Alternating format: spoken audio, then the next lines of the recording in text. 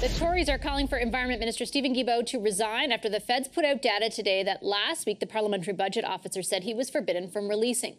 The data is about the politically contentious price on carbon. It shows without it, emissions would be 11% higher by 2030, but that the economy in the meantime will take a 1% hit to GDP. What does the data do to the debate on the carbon tax? Let's bring back the front bench, Christy Clark, John Tory, and Tom Mulcair. Christy, I'll start with you. What do you think it does? Well, I think it's a very, very badly designed carbon tax. You know, in British Columbia, we had one, and every penny of it didn't go into, 20% of this one goes back into growing government. The other 80% goes into people's, to increase consumer spending, goes into their accounts. What we did is we took all 100% of the carbon tax that was levied in British Columbia, put it into tax cuts so that people had more money in their pockets, and it really supercharged the economy. This carbon tax is a very badly designed tax, Vassy. But in addition to that, though, you also have a federal government that is trying to get to net zero by actually slowing the economy. Part of their whole net zero plan is shutting production caps on energy, slow walking project approval so that things don't get done, higher taxes, unpredictable process. All of that has meant that our economy is slowing dramatically. Our standard of living is dropping. We are seeing the Americans take off while we fall back. That is almost a deliberate policy of suppressing economic growth in order to get to net zero. And that's the exact opposite of what we should be doing to try to get to net zero in our country. If the economy is slow, it's not just because of the carbon tax. It's because of this government's overall economic policy. And it's not just, tax is one thing. There's a whole lot more that needs to be fixed than that.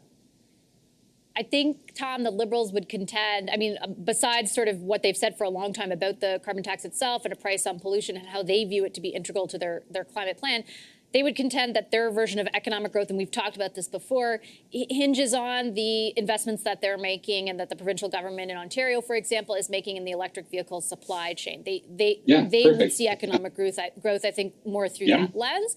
How do you think this data informs the conversation that we're having? It makes it more difficult. It's a great conversation for experts at the university who will point out, for example, that last summer's wildfires across the country that were record in so many provinces devastated the economy long term, because this is a resource that will no longer be there for the economy. So that has to be taken into account as well. And I have to say the Parliamentary Budget Officer did himself no favors when he completely missed his own calculations the first time out, and then had to start sending a little note much later saying, oh, I forgot I included industry and it wasn't just on the consumer. So it was a bit of a mess from the beginning. Vassy, you've been at this a long time. The minute it's this complicated, the old expression, when you're explaining, you're losing, it is complicated. But I'll get something simple out there tonight. I'll say this, that I found it shameful that Canada was the first country in the world, and there were only two others in the history of the Kyoto Accord. Canada was the first country in the world under the Conservatives of Stephen Harper to withdraw from the Kyoto Accord. What Mr. Poilievre is saying is that he would, of course, make Canada withdraw from the Paris Accord because he has no clue whatsoever, no idea of how to meet those greenhouse gas reduction obligations. So not just targets, they're obligations that we've signed on to. Mr. Trudeau, a little bit late to the game, took him years to get there, is finally doing something. An 11% decrease is major. It will help our ability to trade in the world because we'll be seen as that sort of leader. I think that there are benefits here that are not being correctly assessed. Mr. Poilievre, as usual, is doing an outstanding job in opposition, but I think that at some point you have to have a proposition in terms of the climate and reducing greenhouse gases, and he clearly does not have one. Last word to you, John.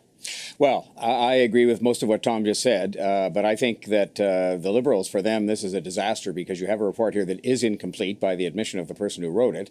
And anytime that they talk about earlier on when Tom said when you're explaining, you're losing, when the Liberals are talking about the carbon tax, they're losing, albeit that there are some emissions that have emission reductions that have happened here, and they really believe in it. So I don't fault them for that, but I just think that, that again, this is one of those things where they've allowed, by holding this report back, for it to become much bigger than it should be, and it is focusing the discussion on something they would rather not see discussed when there are many other things that they could be talking about. So it's good for them for having emission reductions. The report is incomplete, but bad on them for holding this back and making it seem bigger than it is.